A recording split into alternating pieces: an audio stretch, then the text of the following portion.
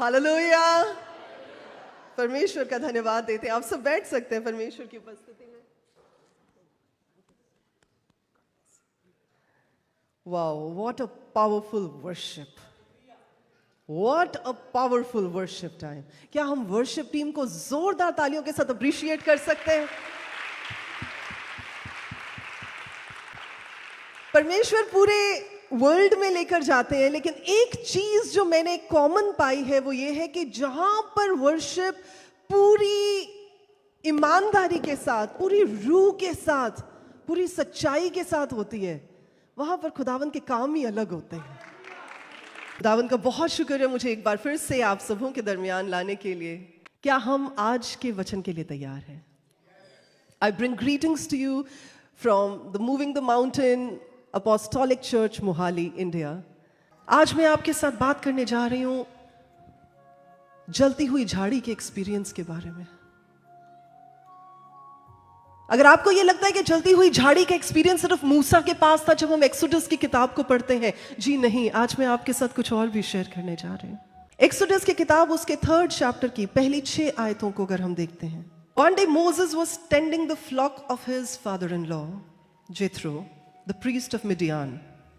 He led the flock far into the wilderness and came to Sinai, the mountain of God. There the angel of Lord appeared to him in a blazing fire from the middle of a bush. Moses stared in amazement. Though the bush was engulfed in flames, it didn't burn up. This is amazing, Moses said to himself. Why isn't that bush burning up? I must go and see it. When the Lord saw Moses coming to take a closer look, God called to him from the middle of the bush, Moses, Moses. Here I am, Moses replied. Do not come any closer, the Lord warned. Take off your sandals, for you are standing on holy ground. I am the God of your father, the God of Abraham, the God of Isaac, and the God of Jacob. When Moses heard this, he covered his face because he was so afraid to look at God. बहुत सी चीजें हैं जो हम इस passage से सीख सकते हैं और समझ सकते हैं। सबसे पहले ये बात देखें कि यहां पर मूसा क्या कर रहा था। मूसा अपने फादर इन लॉ की, अपने ससुर की भेड़ बकरियों को चरा रहा था। यहां पर बड़ी सिग्निफिकेंट बात है कि वो क्या कर रहा था। वो अपने ससुर की भेड़ और बकरियों को चरा रहा था, वो अपनी भेड़ बकरियों को नहीं चरा रहा था। यानी 40 साल में जब तक वो वहां पर था, उसने अपनी प्रॉपर्टी बनाई ही नहीं थी। उसकी अपना कहने के लिए कुछ है ही नहीं था। वो अपने फादर इन लॉ के अंडर काम कर रहा था और उन्हीं के काम को ही वो आगे बढ़ा रहा था। He was working in a place, he was tending to the sheep, he was working in a work which was not even his. जो उसका काम ही नहीं था, वो उस काम को कर रहा था। और कई बार आप ये सोचेंगे, आप किसी कंपनी में काम क्यों कर रहे हैं, आप जॉब क्यों कर रहे हैं, आप किसी के अंडर काम क्यों कर रहे हैं। मेरे अजीजों, इस बात को याद रखें कि जब परमेश्वर आपको तैयार करेंगे, आपको परमेश्वर किसी की सबमिशन में लाकर तैयार करेंगे, आपको इंस्ट्रक्शंस लेने के लिए तैयार करेंगे। आज अगर आप अपने काम को शुरू कर देते हैं, आपको कोई एक्सपीरियंस नहीं है और आप गलतियां करते हैं, तो ऑब्वियसली आप फेल हो सकते हैं। लेकिन जब आप किसी के अंडर ट्रेन होते हैं, तो परमेश्वर आपको तैयार करते हैं कि वो बंदा आपको इंस्ट्रक्शंस दे, आप इंस्ट्रक्शंस को फॉलो करें और आपकी ईगो खत्म हो जाती है। कई बार आपने नोटिस किया होगा, आपके बॉस बड़े खड़ूस हो सकते हैं, या आप किसी के बॉस होंगे, आपके लिए भी कह सकता है कोई, ओहो, she is very snobbish, my boss is very bossy. I also had very bossy bosses in my work place. जब मैं काम किया करती थी, कई बार तो मुझे इतना गुस्सा आता था, मैं कहती थी अगर मैं बॉस बन जाऊंगी ना तो मैं ऐसी नहीं होंगी। But I think when you come to that level, आप भी वैसे ही हो जाते हैं, because you have to get work done from your people. तो ये बंदा क्या कर रहा था, वो ट्रेन हो रहा था, वो प्रिपेयर हो रहा था। और किस काम में प्रिपेयर हो रहा था, जो काम उसका एक्चुअली है ही नहीं था। कई बार आप भी किसी और के कामों को कर रहे हो सकते हैं। कई बार आप भी किसी के अंडर ट्रेन हो रहे होते हैं, कई बार आपको भी परमेश्वर प्रिपेयर कर रहे होते हैं और आपको लगता है यार मुझे ये सब कुछ क्यों सहना पड़ता है, मुझे क्यों सुबह सुबह उठ के ये सब करना पड़ता है, क्यों मुझे किसी की गालियां सहनी पड़ती हैं, क्यों मुझे इन रास्तों से निकलना पड़ता है, क्यों मुझे ये सारी बातों को देखना पड़ता है, क्यों मैं इनको एक्सपीरियंस कर रहा हूं जबकि मैं तो परमेश्वर की सेवा करना चाहता हूं। याद रखें, इससे पहले कि आप परमेश्वर की सेवा करें, इससे पहले कि आप परमेश्वर के लिए अपने कदम को बढ़ाएं, परमेश्वर आपको सेक्युलर वर्ल्ड में प्रिपेयर करेंगे ताकि आप तैयार किए जाएं, ताकि आपको पता हो क्या सही है क्या गलत है जब आप परमेश्वर के राज्य में कदम बढ़ाएं। It is not for no reason that you are being trained under your bosses. ये जीथरो के अंडर ट्रेन किया जा रहा था। अब देखा जाए तो ये बंदा ऐसा था जो राजमहल में पला बड़ा, best lifestyle, best education, everything was best because obviously Pharaoh के बेटे की तरह इसे पाला जा रहा था, सब कुछ बेस्ट था। लेकिन प्रॉब्लम यह थी कि वो अपनी कैपेसिटी में, अपनी ज़ील में, अपने तजुर्बे के साथ, अपनी ताकत के साथ कुछ करना चाहता था जो उसे लगता था कि परमेश्वर की आज्ञा है। देखिए, उसकी इंटेंशन अच्छी थी, उसके मोटिव्स अच्छे थे, पर उसका तरीका गलत था। आप में ज़ील हो सकती है, आप में पूरा एंथुसियाज्म हो सकता है कुछ करने के लिए, परमेश्वर के राज्य के लिए, परमेश्वर के राज्य में बढ़ने के लिए, लेकिन अगर वो परमेश्वर के प्लान में नहीं है तो वो कभी सफल नहीं होगा। You have to be in the plan of God to accomplish and fulfil the purpose जिसके लिए परमेश्वर ने आपको खड़ा किया। क्या मैं किसी से बात कर रही हूं? आप ये सोच सकते हैं मैं तो बड़ा जोशीला बंदा हूं जी, मेरे में बड़ा जोश है, मैं तो यूं कर दूंगा, मैं वो कर दूंगा। पर जे वो परमेश्वर दे प्लान दे विच है नहीं है तो तदों तुसीं कुछ नहीं कर सकते, भावें तुहाडा जिन्ना मर्जी ज़ील हो। इस बंदे में बड़ा ज़ील था, पर ये अपने तरीके से काम करना चाहता था। परमेश्वर को अपने तरीके से काम करने वाले बंदे नहीं चाहिए, परमेश्वर को ऐसे बंदे चाहिए जो परमेश्वर की इंस्ट्रक्शन को सुनकर फॉलो करें। क्योंकि हमें आदत होती है ना इंसान होने के नाते हर चीज कहीं पे भी फिट करने की, नहीं जी मेरे हिसाब से ये यहां फिट होती है, जी नहीं परमेश्वर के हिसाब से कहीं और फिट हो सकती है। ये बात मैं सबको कह रही हूं कि हमें परमेश्वर की सबमिशन में आकर काम करने की जरूरत है। और स्पेशली आज जितनी भी यहां पर बीवियां हैं, वाइफ्स हैं, मैं उनको ये बात सिखाना चाहूंगी कि हमें परमेश्वर की सबमिशन और अपने हस्बैंड की सबमिशन में रहकर काम करने की जरूरत है। It's not out of that submission का दायरा जिसमें हम निकल कर काम करती हैं, हम परमेश्वर और अपने पति के सबमिशन, उनकी अधीनता में होकर काम करती हैं। I was sharing it with someone. I said, I used to be a very hot-headed person. जाहिर सी बात है जब आप अच्छा पढ़ लिख जाते तो आपका दिमाग थोड़ा ऊंचा हो जाता है, जब आप अच्छा कमाते तो आपकी नाक और भी ऊंची हो जाती है, और फिर आप अपने घर में बॉसीगिरी झाड़ने लग जाते हैं। मैं ऐसी थी, एंड ऑन रिकॉर्ड मैं आपको ये बता रही हूं। पर मुझे इस बात की शर्मिंदगी नहीं है क्योंकि मैं वचन को नहीं जानती थी। मैं उस घराने से नहीं आई थी जहां पर मुझे वचन का ज्ञान दिया गया था। मुझे ऐसी कोई शिक्षा नहीं दी गई थी, हमारे कोई मैरिज वॉज ऐसे नहीं हुए थे जहां मुझे सिखाया गया होता कि वाइफ को हस्बैंड के अधीन रहना जरूरी होता है। तो मैं हर चीज में I used to stand in partnership with my husband in terms of domination के साथ। उन्होंने हाँ कहना तो मैंने ना कहना, उन्होंने ना कहना तो मैंने हाँ कहना। पर जिस दिन परमेश्वर ने अपने वचन के साथ मुझसे बात की, मैं जान पाई कि हमारे घर की आशीष, हमारे घर की बरकत इस बात में जुड़ी है कि मैं अपने हस्बैंड की सबमिशन में आऊं। And I am telling you this, even though मैं उस टाइम मिनिस्ट्री में आ चुकी थी, पर मुझे तब भी नहीं पता था कि सबमिशन में आने के क्या फायदे होते हैं।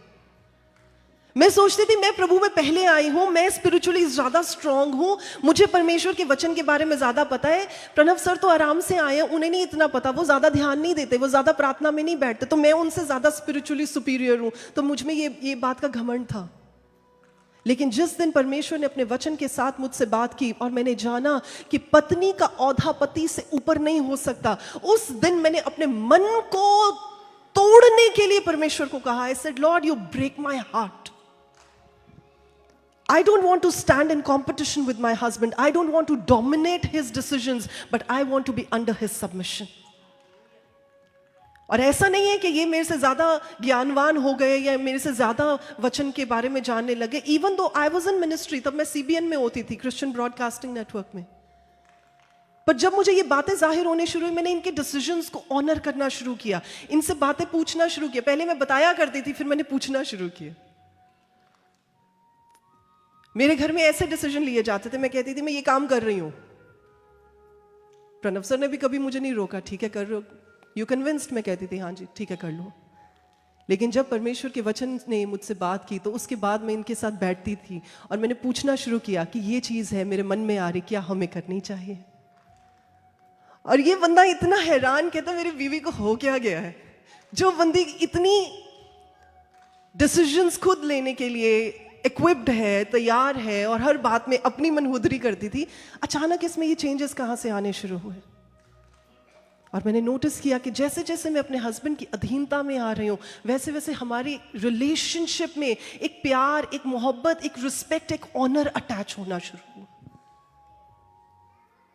I'm speaking to all the wives in this place tonight.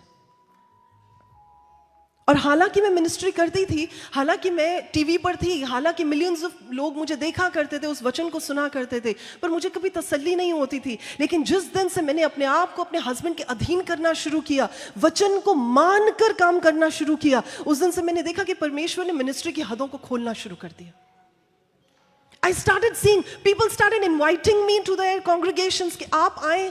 इससे पहले कभी किसी ने इनवाइट नहीं किया था. इससे पहले जब मैं बात करती थी तो मेरी बातों में इतनी कन्विक्शन नहीं होती थी, हालांकि ज्ञान होता था, परमेश्वर के वचन की गहराई होती थी, परमेश्वर की सामर्थ होती थी, लेकिन अंदर से कुछ खालीपन था.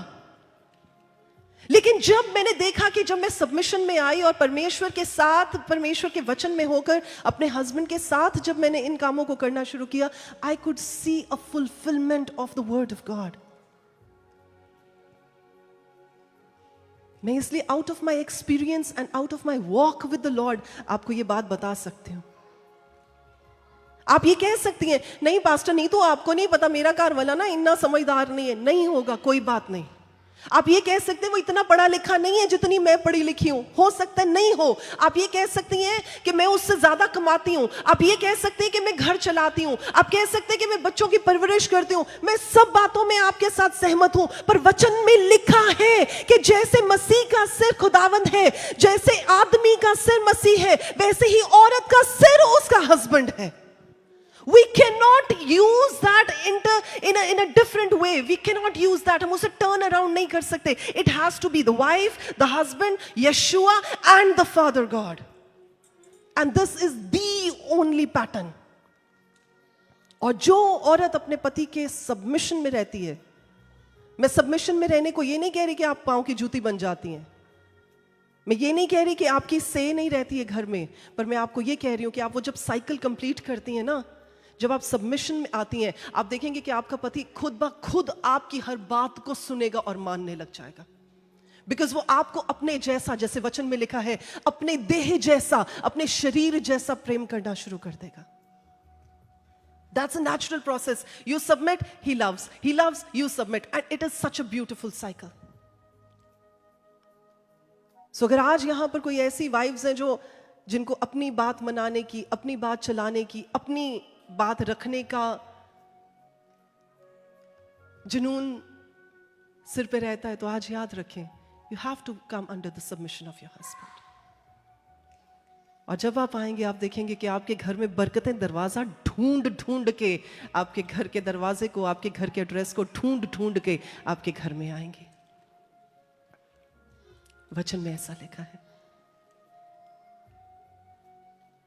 सो जब परमेश्वर आपको किसी के अंडर प्लेस करते हैं, वो आपको प्रिपेयर कर रहे होते हैं. और जब आप प्रिपेयर हो जाते हैं, जब आपका प्रिपरेशन का टाइम कंप्लीट हो जाता है, दैट इज द टाइम जब परमेश्वर आपको रिवील करते हैं.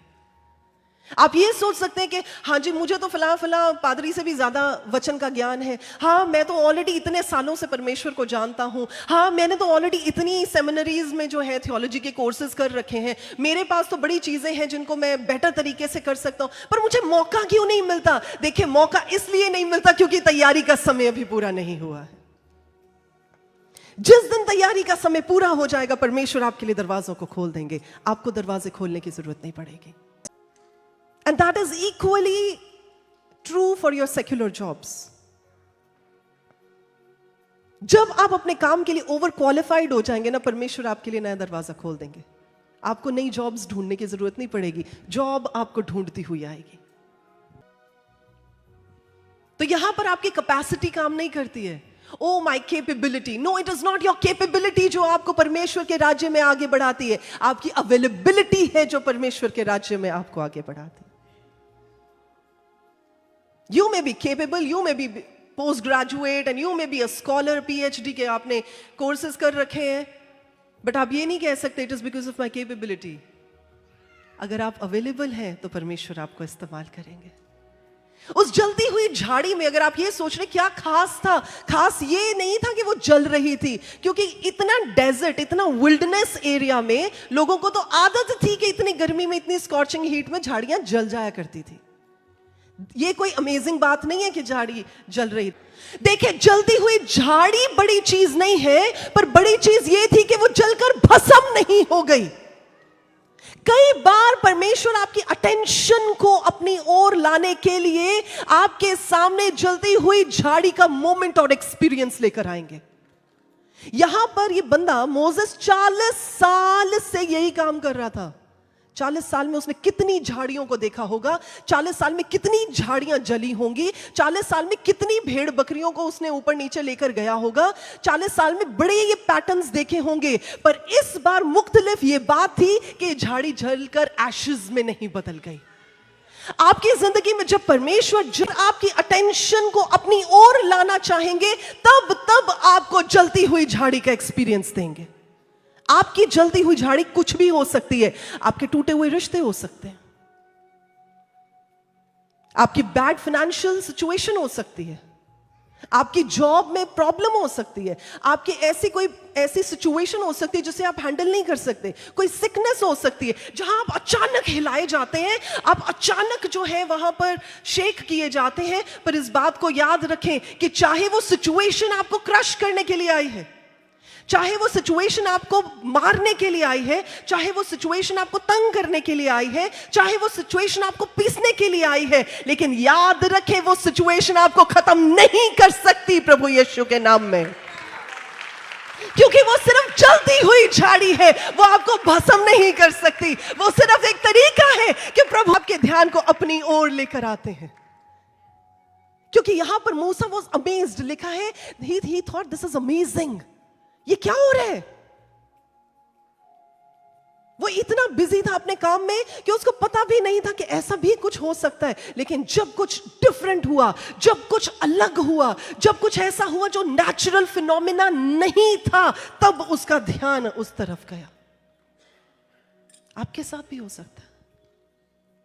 अगर आज आप ये सोच रहे हैं, पास्टर नीतू मैं तो ठीक थी, ये अचानक बीमारी कहां से आ गई, मेरे घर में तो सब कुछ ठीक ठाक चल रहा था, ये अचानक प्रॉब्लम कहां से आ गई, मेरे बच्चे तो मेरे कहने में थे, अचानक ये कैसे नाफरमान हो गए, ये क्या हो गया, मुझे समझ नहीं आई। कुछ नहीं हुआ, ये सिर्फ जलती हुई झाड़ी है जिसमें परमेश्वर चाहते हैं कि आपका ध्यान प्रभु की ओर दोबारा आ जाए। और मूसा ने उधर क्या किया, और हमें करने की क्या जरूरत है? ठीक वही करने की जरूरत है जो मूसा ने किया। मूसा वहां दूर खड़े होके बाय बाय करके नहीं निकल गया, चले तो रोईदा ही कम है, ऐसा नहीं उसने किया। जब उसने देखा तो वो नजदीक आ गया। What do you need to do? You need to come closer to the Lord. You need to draw closer to the Lord. और वो इतनी नजदीक आने लगा कि परमेश्वर ਨੂੰ आप कहना पिया, ओ वेट इन्ना भी कोल ना आ जा। Oh, people of God, you may have your own burning bush experience. Bible में एक और जगह है जहां पर ये burning Bush experience, burning Bush तो नहीं थी पर एक्सपीरियंस वही था। जब हम यूहन्ना रचित सुसमाचार पढ़ते हैं, उसके 4th चैप्टर में देखते हैं, वो सामरी औरत को देखते हैं। मैं सोच रही थी that was a burning Bush experience for her. वो बंदी टूटी हुई, डेस्परेट, डेस्टिट्यूट, लोगों की सताई हुई, सोसाइटी की ओर से बॉयकॉट की हुई, यहां तक कि पानी भी नहीं जाकर ला सकती थी सब औरतों के साथ। क्यों? क्योंकि औरतें उस पर तंज कसती थी। वो सबके साथ उठ बैठ नहीं सकती थी। क्यों उसे 5 पति करने की जरूरत पड़ी? क्योंकि वो इतनी ब्रोकन थी, वो इतनी भूखी थी उस सच्चे और जेन्युइन प्यार के लिए जिसे उसने किसी में नहीं पाया था। और जब वो वहां पर पहुंचती है उसी हालत में, जबकि वो टूटेपन की हालत में है, जबकि उसने सोचा होगा कि उसका कुछ नहीं हो सकता, वहां पर उसने प्रभु यीशु मसीह को खड़े पाया। मेरी बहनों, जब आपको ये लगे ना this is the end of the story, कुछ नहीं हो सकता, मैं आपको बताना चाहती हूं जहां आपको लगता है ना it is the end, God says baby don't worry, this is not the end, this is just the bend. Hallelujah. 40 साल हो गए थे मूसा को वहां पर काम करते हुए, 40 साल हो गए थे। अब तक तो मुझे लगता है उसकी जील क्या खत्म होनी थी, उसका सारा विगर खत्म हो चुका था, उसकी सारी जो हिम्मत थी वो खत्म हो चुकी थी। अब तो उसकी शायद सोच भी खत्म हो चुकी हो कि हुण की होना, हूं तो 40 साल हो गए, हूं 80 साल के बुढ़े थोड़ी किसी ने इस्तेमाल करना होता तो मैं 40 साल पहले हो चुका होता इस्तेमाल। But just remember my friends, परमेश्वर की सोच हमारी सोच जैसी नहीं है, परमेश्वर के काम हमारे कामों जैसे नहीं है, परमेश्वर की गति हमारी गति जैसी नहीं है, परमेश्वर के प्लान्स हमारे प्लान्स जैसे नहीं है। जब परमेश्वर कुछ करना चाहते हैं तो उसमें टाइम का कोई कंस्ट्रेंट नहीं रह जाता। जिस दिन आप तैयार पाए जाएंगे, जिस दिन आप तैयार पाए जाएंगे और आप अवेलेबल हो जाएंगे, उसी दिन आपके दरवाजे परमेश्वर खोल देंगे। The same day. You don't have to wait for 40 years. You don't even have to wait for 40 days. You don't have to. The day you are ready and prepared according to the standards of God and you say, Lord, here I am. यहाँ पर जब परमेश्वर ने कहा मूसा, हे मूसा, उसने कहा जी प्रभु मैं यहाँ हूँ, यानी he was available. उन्हें ये नहीं किया प्रभु हुन तो 40 साल निकल गए, हुन का तो वाजा मारी जाता, हुन नहीं मैं आंदा, उन्हें तो नहीं किया। लिखा है जब परमेश्वर ने एक बार नहीं पुकारा, परमेश्वर ने दोबारा पुकारा, और जब परमेश्वर ने उसे पुकारा कहता प्रभु मैं यहां हूं। ओह, आज परमेश्वर आप में से काफियों से बात कर रहे हैं, बस मूसा के नाम की जगह अपना नाम भर दें। हो सकता है आपने बड़ा अरसा वेट किया हो अपनी सिकनेस में से बाहर निकलने के लिए, हो सकता है बड़ा अरसा आपने वेट किया हो अपनी सिचुएशंस को टर्न अराउंड होते हुए देखने के लिए, बड़ा अरसा आपने उन सारी सिचुएशंस को बदलने की कोशिश की हो, बड़ी कोशिशों के बावजूद भी कुछ नहीं हुआ। तो आज का वो दिन है जब परमेश्वर आपके नाम को पुकारते हैं और आपको मौका देते हैं कि आपकी जिंदगियां बदल जाने वाली हैं प्रभु यीशु के नाम में। हो वाला तैयार है। जिस एक्सपीरियंस में से वो होकर गुजर रहे हैं, होने दे मेरे खुदावंद आप उस जगह पर अपीयर हो जाएं, ठीक वैसे ही जैसे आप उस सामरी औरत के लिए खड़े हो गए। प्रभु आपने उससे बात की लेकिन she was full of excuses, she had so many questions, she had so many apprehensions, और प्रभु आपने एक एक करके उसकी सारी एप्रीहेंशंस को दूर किया, आपने उसके हर एक डर को दूर किया, आपने उसके हर एक क्वेश्चन को आंसर किया। प्रभु आज मेरी प्रार्थना है कि आप अपने लोगों के दरमियान आकर उनके साथ बातचीत करें, आप उनका नाम लेकर पुकारें और वो तैयार पाए जाए, वो तैयार पाए जाए। Let your people draw closer to you. वो जानने पाए कि परमेश्वर आप उनसे इंडिविजुअली बात कर रहे हैं। It is not somebody else that you are talking to, you're talking to them individually. मूसा ने सोचा कि मैं उधर फिरकर इस बड़े अचंभे काम को देखूंगा कि वो झाड़ी क्यों नहीं जल जाती। जब यहोवा परमेश्वर ने देखा कि मूसा देखने को मुड़ा चला आता है, तब परमेश्वर ने झाड़ी के बीच में से उसे पुकारा और कहा हे मूसा, हे मूसा। मूसा ने कहा जी परमेश्वर, क्या आज्ञा है, क्या हुक्म है। प्रभु ने उससे कहा कि इधर पास मत आ और अपने पाँव में से जो जूतियां हैं वो उतार दे, क्योंकि जिस जगह पर तू खड़ा है वो बड़ी पाक जगह है। पहाड़ी पाक कैसे हो सकती है, कैसे हो सकती है? हमारी जिंदगी पाक कैसे हो सकती है? हमारा घर पाक कैसे हो सकता है? जिस जगह में परमेश्वर खुद आ उतरते हैं वो जगह पाक हो जाती है। जिस दिल में, जिस जिंदगी में परमेश्वर आ जाते हैं, वो घर, वो जिंदगी, वो दिल, वो हालात पाक हो जाते हैं। ओ यहाँ के मिना हबज़हांदा यहाँ, इस समय मैं किसी से बात कर रही हूँ, इस जगह पर आपके कुछ ऐसे हालात हैं जो आप बदलना चाहती हैं और आप बदल नहीं पा रही, और आप सोचती हैं कि प्रभु ये लेप्रेसी के साथ भरी हुई सिचुएशन को मैं कैसे संभालूं, कैसे मैं इसका सामना करूं। आज मैं आपको कहती हूँ, and I challenge you, invite Jesus in your situation and see it getting right in the name of Yeshua. बहन ऐसी सिचुएशन में से निकल रही है, वो अपने पैरों पर खड़ी हो सकती है। सिस्टर जी अपने मुंह को खोलें और इस बात को कहें कि प्रभु यीशु आप मेरे हालात में आ जाए, अब से ये हालात मेरे नहीं है प्रभु, आपके हैं। Come on, invite him into your situation. प्रभु जी मेरी प्रार्थना है, मेरी इल्तिजा है मेरे राजा आपसे कि इन बहनों की जिंदगियों को देखें मेरे राजा। Oh come on Father, oh I thank you Lord that you have given us this authority to call upon your name, and you have given us this privilege to ask you Abba. प्रभु मैं आपके नाम से यशुआ, आपके नाम से यशुआ, oh there is power in the name of Jesus। प्रभु मैं आपके नाम से अपनी बहनों के लिए इस समय इंटरसीड करती हूँ मेरे परमेश्वर, आप इनके हालातों में आ जाएं यीशुआ। और जैसे प्रभु आप उस जलती हुई झाड़ी में आकर उस जगह को पाक कर देते हैं और आप मूसा से कहते हैं अपनी जूतियों को उतार दे प्रभु, क्योंकि वो होली प्लेस है। प्रभु मैं प्रार्थना करती हूँ कि इनकी लेप्रेसी से भरी हुई सिचुएशन प्रभु यीशु के नाम से साफ और पाक हो जाए। यस मास्टर, हर एक ऐसी मैल, हर एक ऐसी गंदगी, हर एक ऐसा श्राप, हर एक ऐसा कर्स जो इनकी जिंदगी और इनके सिचुएशन पर है, आज वो प्रभु यीशु के नाम से हटा दिया जाए। Oh yes, in the name of Jesus. मेरी बहनें आप रिसीव करें कि प्रभु मैं आपको सिर्फ इनवाइट ही नहीं करती, मैं रिसीव करती हूँ अपनी सिचुएशंस में। आपको मुंह से बोलें इस बात को। जब आप बोलते हैं, जब आप कन्फेस करते हैं तो चीजें होती हैं। सिर्फ सोचते रहने से नहीं होती, सिर्फ मन में बोलने से नहीं होती। You have to speak it out from your mouth. बोले इस चीज को, प्रभु मैं सिर्फ इनवाइट नहीं करती, मैं आपको रिसीव करती हूं अपने घर में, अपनी सिचुएशन में। Thank you master. आप बैठ सकते हैं।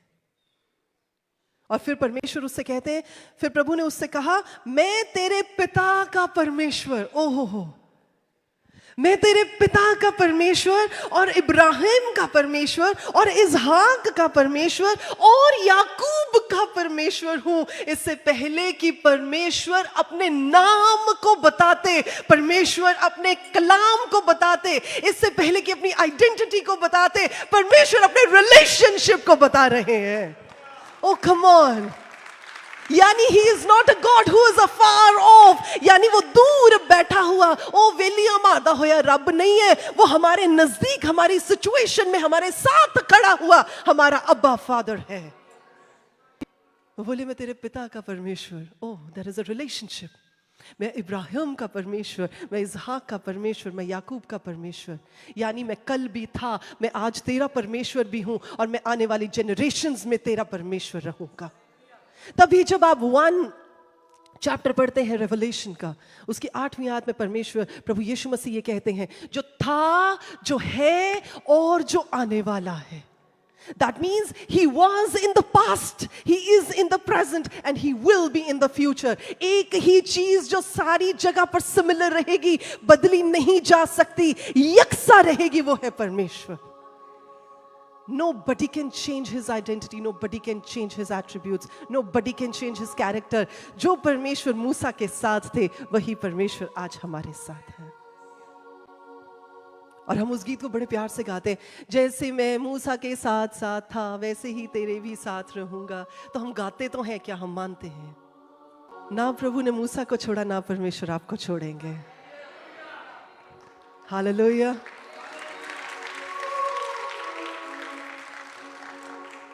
मैंने अपनी जिंदगी में जब मैं परमेश्वर को नहीं जानती थी, तब भी परमेश्वर को ईमानदार और वफादार पाया, क्योंकि मैं तो नहीं जानती थी पर प्रभु मुझे जानते थे। और जैसे वचन में लिखा है, उसने मुझे मेरी माता के गर्भ से ही अलग कर लिया था। मेरे साथ वही हुआ है। इससे पहले कि मैं पैदा हुई, इससे पहले कि मैं इस संसार में आई, मुझे परमेश्वर ने अपने लिए पहले से ही अलग कर दिया था। लेकिन वो मेरा प्रेपरेशन टाइम था जब मैं प्रभु को नहीं जानती थी। और मैंने उस प्रेपरेशन टाइम में भी, हालांकि मैं प्रभु के नाम से अलग थी, मुझे प्रभु की पहचान नहीं थी, लेकिन आज जब मैं लुक बैक करती हूं तो मैं परमेश्वर को उन सारी जगहों पर, उन सारे मोड़ पर वफादार पाती हूं।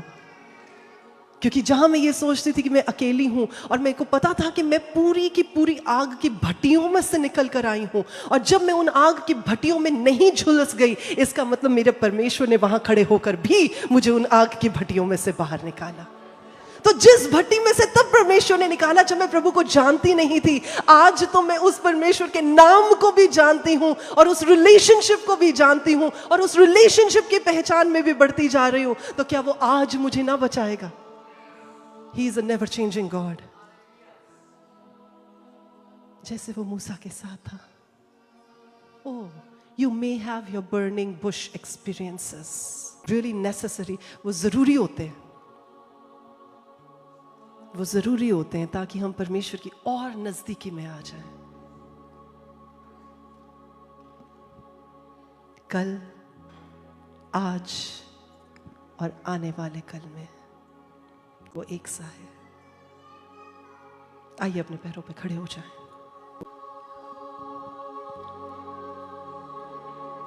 फिर उसने उससे कहा, मैं तेरे पिता का परमेश्वर और अब्राहम का परमेश्वर, इसहाक का परमेश्वर और याकूब का परमेश्वर हूं। तब मूसा ने, जो परमेश्वर की ओर निहारने से डरता था, अपना मुंह ढांप लिया। आप एक पैटर्न को देखें यहां पर। जब एलिया नबी, एलाइजा की जब बात की जाती है, जब उसने परमेश्वर की आवाज को सुना था, उस धीमी सी आवाज में परमेश्वर को पाया था, वो जान गया कि ये प्रभु है। उसने फटाफट अपनी चादर से अपने मुंह को ढांप लिया था। मूसा ने जब पहचाना कि परमेश्वर है, उसने अपने चेहरे को ढांप लिया। ओह, जस्ट अंडरस्टैंड दिस थिंग। जब स्वर्गदूत भी परमेश्वर के सामने खड़े होते हैं ना, वो भी अपने चेहरे को ढांप लेते हैं, वो अपने पैरों को ढांप लेते हैं, वो उन दो पंखों के साथ महिमा करते हैं, क्योंकि परमेश्वर की इतनी महिमा के सामने चेहरे से नहीं देख सकते। लेकिन आप ये देखें कि परमेश्वर अपने पुरजोर जलाल के साथ अपने लोगों के बीच आप उतरते हैं। दैट मीन्स उन्होंने हमें वो मौका दिया है, उन्होंने हमें वो प्रिविलेज दी है, वो हमें उस जगह पर लाकर खड़े कर देते हैं जहां पर हम परमेश्वर की महिमा को आमने सामने देख सकते हैं। Thank you Lord. आप जिस भी हालात में आज हैं, आप परमेश्वर के नाम को पुकारें। जिस भी सिचुएशन में से आप निकल रहे हैं, परमेश्वर के नाम को पुकारें। जिन भी चीज को आपको परमेश्वर से ठीक होना देखना है, आप परमेश्वर को पुकारें। ये आपका समय है। जब आप परमेश्वर को पुकारेंगे तो ये ना सोचें कि वो दूर खड़ा हुआ परमेश्वर है, वो आपके नजदीक है। जैसे ही आप पुकारेंगे वो आपके सुन लेंगे। वचन में लिखा है, इस दीन जन ने प्रभु को पुकारा और यहोवा परमेश्वर ने उसकी सुन ली और उसे सब विपत्तियों से, ऐसा नहीं लिखा एक या दो से, लिखा है सारी ट्रबल्स से छुटकारा दिया। इस समय अपने लोगों को छुए मेरे राजा। इस हॉल के शुरू से लेकर अंत तक मेरे परमेश्वर अपने लोगों को छुए। और जो जो इंसान जिस जगह पर प्रभु आपको एक्सपेक्ट करता है, प्रभु अगर उन्हें उस सिचुएशन में दोस्त की जरूरत है तो आप उनके दोस्त बनकर आ जाएं।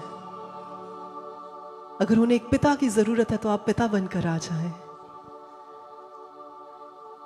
अगर उन्हें हस्बैंड की जरूरत है तो आप हस्बैंड की रिस्पॉन्सिबिलिटी को पूरा करने के लिए आ जाएं। अगर उन्हें भाई की जरूरत है तो आप भाई बनकर आ जाएं।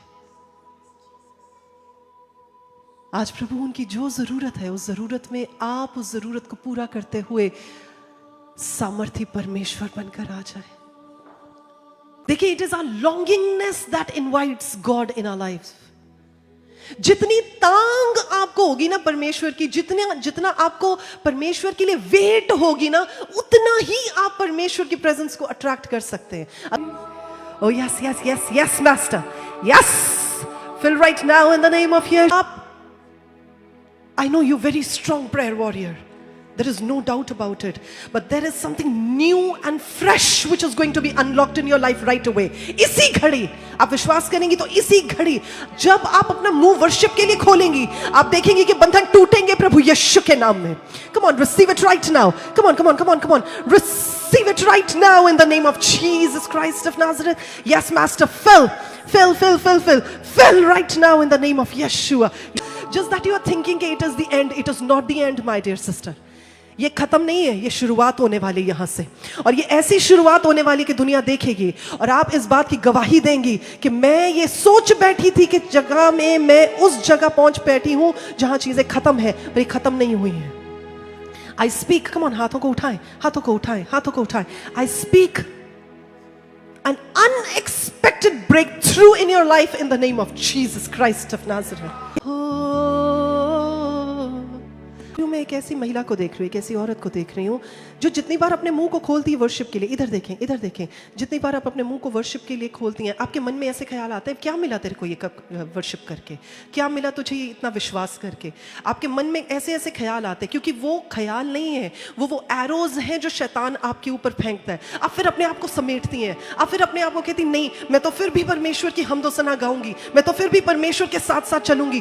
फिर वो अटैक और बढ़ जाते हैं, फिर आप देखते हैं कि आपके इर्द गिर्द जो चीजें वो हिलाई जा रही हैं, आप हिल जाती हैं. उसके बाद आप फिर अपने आप को मजबूत करती कि नहीं, मैं तो सिर्फ परमेश्वर के साथ चलूंगी, मैं परमेश्वर के पीछे चलूंगी, क्योंकि आपने परमेश्वर पर भरोसा करना नहीं छोड़ा. Oh thank you Lord. क्योंकि आपने परमेश्वर का हाथ नहीं छोड़ा, क्योंकि आपने उस टेम्पटेशन को जगह नहीं दी. इसलिए आने वाले हफ्तों में आप परमेश्वर की ओर से अपनी जिंदगी की कहानी को बदलते हुए देखेंगे, प्रभु यीशु के नाम में. Yes, in the name of Yeshua. Come on, अपने हाथों को उठाएं और रिसीव करें. Father, I speak your grace. Yes, let your grace flow, Father. Yes, flow in the name of Yeshua. Yes, in the name of Jesus. Yes, flow in the name of Jesus Christ of Nazareth. Let you receive your grace in our situations in the name of Yeshua. लेकिन जब कलाम ने आपसे बात की है, उसमें से जरूर परमेश्वर ने आपसे कुछ ना कुछ इंडिविजुअली बात की होगी, और जो आपसे बात की ना अलग से, वो आपके लिए है.